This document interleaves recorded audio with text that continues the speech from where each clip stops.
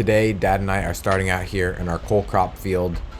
In here we have broccoli, kale, kohlrabi, collard greens, Brussels sprouts, and cabbage. Right now we're working on collard greens, which basically just requires taking a large knife, cutting the collard green off at the base, throwing a rubber band around it so it fits in a crate nicely, and packing it away.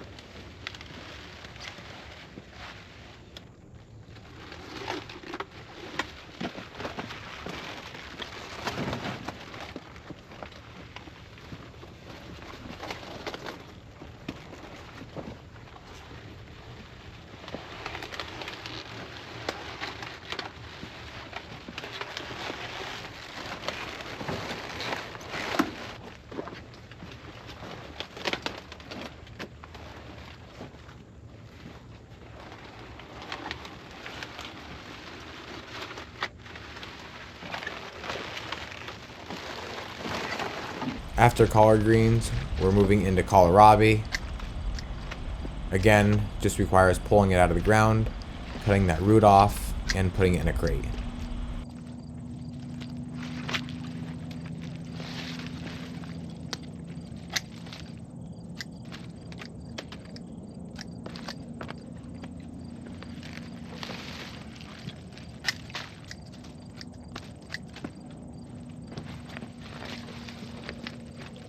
These root balls are dry.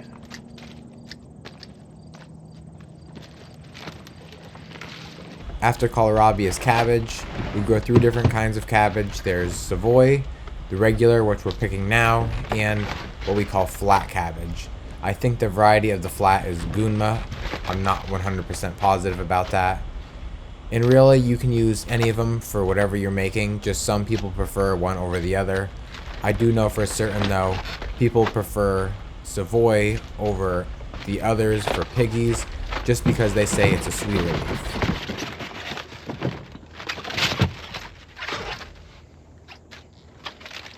Depending on the time of year determines on how much we'll harvest for a single day at market. Early season, people really aren't wanting to do much with cabbage, so we just pick it in crates, which is what you've seen us putting the collard greens into. You can fit like 5 to 8 in a crate depending on the size. But now that we're getting into fall season, people like a lot of cabbage. They're spending a little bit more time indoors. They want to cook more, and so we pick larger amounts just because we know we can sell it.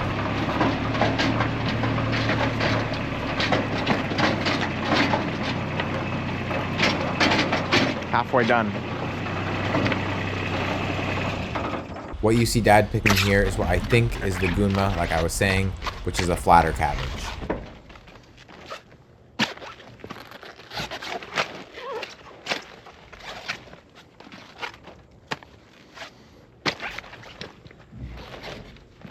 And now he's moving into the Savoy. You can see how the leaves are curlier and it's more of a darker green.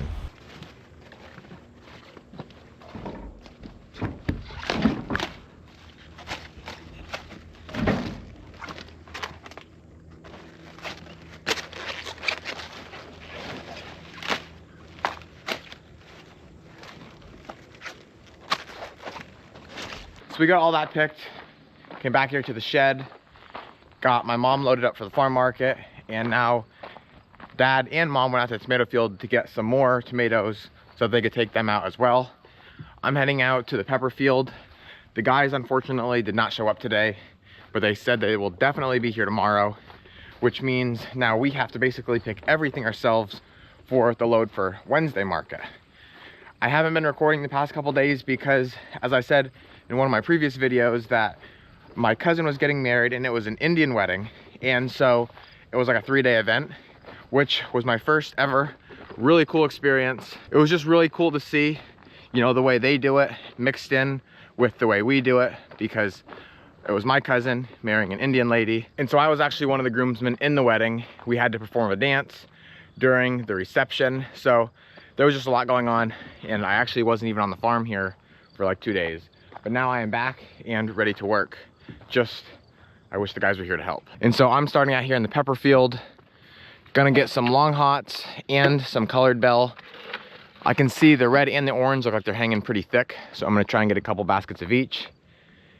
And I think then after peppers, I'll probably move into the eggplant. This variety of red bell is not huge, but they're just really nice, like perfect shape. And if you let them go long enough, there won't be even a spot of green, which this one just has a little bit there. And there's just loaded. So I'm gonna try and get probably 5 baskets here. Not soft at all. Like I said, perfectly red. I just don't want to break the plant, so I got to be a little bit careful.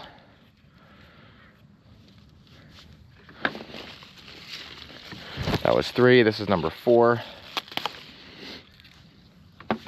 And there's actually a 5th one here, but I think I'm going to need 2 hands to get that guy. Nope, I got it. This was already broke off. That was not me.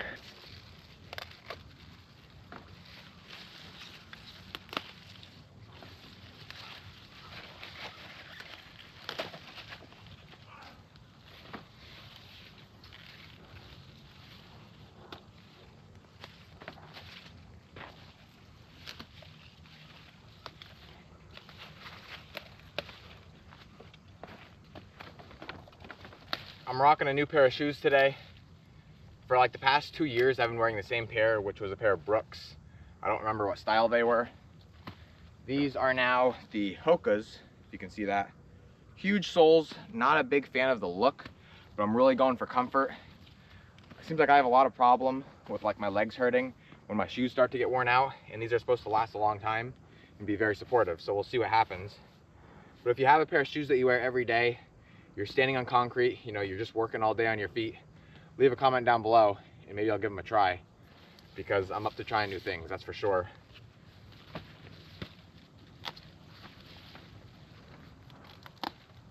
I'm now onto the orange, which is the row right in front of the red. A lot of the first ones were bad, as you can see, how they're all laying here in between the rows. But now finally, we're starting to get a lot of good ones. I'm still picking off some bad though, that's for sure. Just like the red, I wouldn't say they're giant, but they are actually a little bit bigger. Oh, I snapped that off. Well, it is what it is. I don't care about shape as much as just being solid red, just like the reds. Or solid orange, just like the reds. That's obviously no good.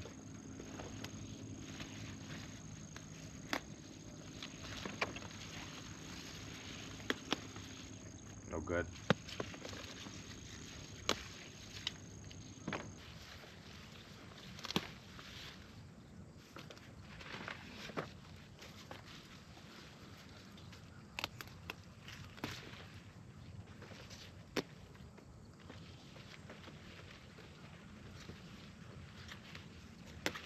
These here are really nice. So now I'm gonna try and get some long hots. I'd really like to get all red, if at all possible. I don't know if there's enough of them yet though. You have a lot of orders for the red.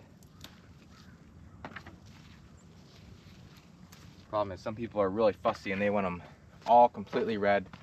Not one bit of green on them at all. And that's just not quite here yet.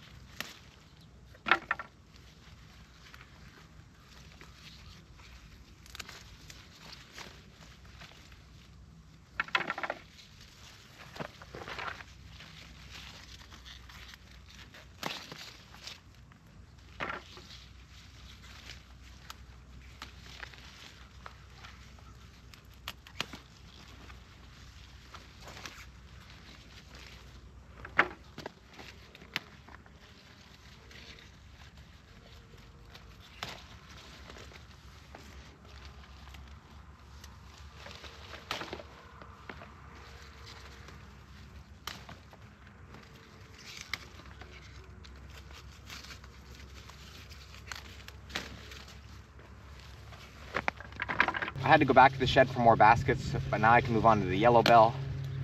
These actually might be the nicest out of the 3 bell peppers picking so far, just because they're bigger and it seems like there's a lot more per plant. There's actually so many that I'm nervous I'm gonna bust them off.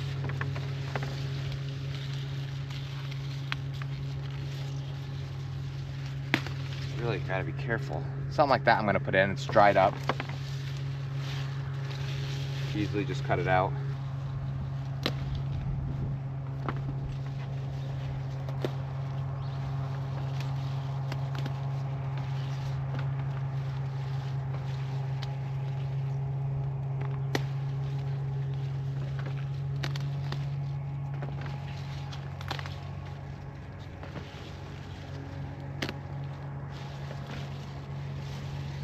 So I have my peppers lined up from the beginning all the way out through here.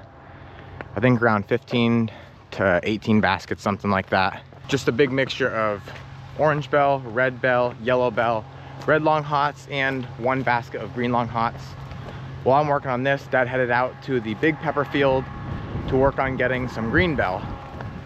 Out there, they're a lot bigger, and that's really the only peppers that we have picked out of there, besides a couple of the sweet frying. And so I'm gonna head out here and see how he's making out. That way we can get these loaded up and then head in to the eggplant. He's all the way out at the woods because that's where we never picked yet. But even right here is giant. I mean, that is about as big of bell pepper as you're gonna find anywhere, and about as perfect. So there's his green bell. And then this is everything that I got. Really colorful, looks awesome.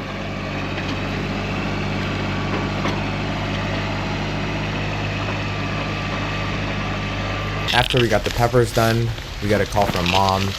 She got a call from one of the workers at the farm market saying that they got an order, and so we headed right out to the sweet corn field to pick however many that they needed.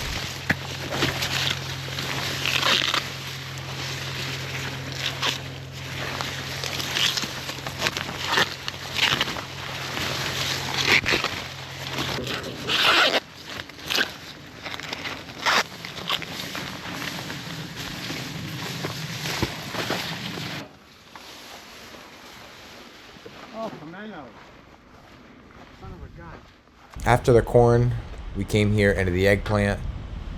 You can see we grow quite a few.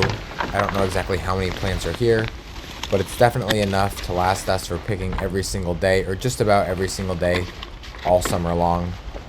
Right now, we're picking some pretty large ones, larger than average, just because even though we had some dry spells, we were watering it, and that really blew the eggplant up, making it really nice and almost too big for some of our customers.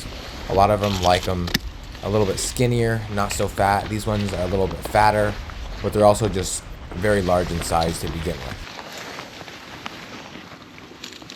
Eggplant, kind of like corn, makes my skin itch, so I always make sure I wear a jacket and pants. Another thing about eggplant is you can see that green top on them. On there is little spikes that, if you're not careful, will stick right into your skin and break off, leaving it very uncomfortable. Then you gotta go home with tweezers and try and pull them out. I don't really know why they're on there. I would guess to kind of protect them from predators, meaning like deer or any kind of animal that would want to eat it. But I've never really seen, at least not very much anyway, any kind of animal that goes after eggplant besides maybe crows, and that's only in the real dry season, and I think they go after them just for the moisture.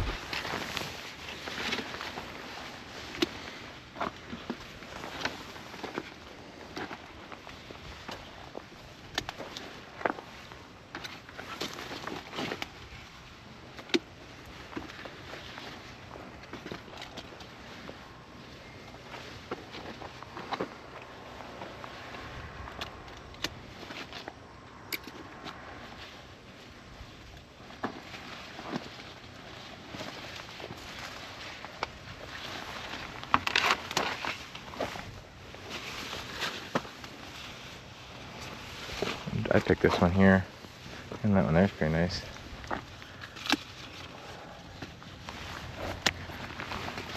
Not that one.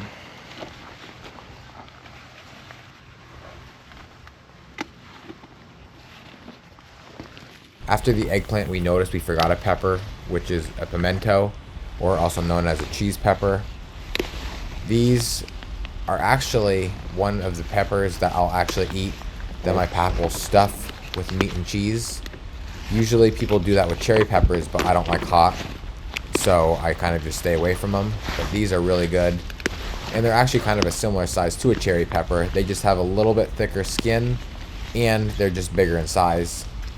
The only problem with these right now that I'm having is they're coming off the plant very hard, and I struggle not to break the plant as I'm pulling them off. The last vegetable for the day I'll be harvesting in this video is red beets. We actually have not harvested many red beets this season. Not really because we couldn't sell them, but more the reason of we just didn't have a lot of rain, and without rain they don't grow. We did set up irrigation systems through the patch, but we were trying to mainly water our cole crops, which was the early season, and our vine crops, which was the pickles, cucumbers, and zucchini, and the water just didn't quite reach the red beets, so they got a little bit neglected. But after some time we did get rain, sizing them up a little bit. The only problem we're having now is that when we plant the seeds, they're really sewed tight together, and when that happens, it takes them longer to grow just because they don't have any room. And so now what we're doing is trying to just get some of the bigger ones out. That way it gives the other red beets more space.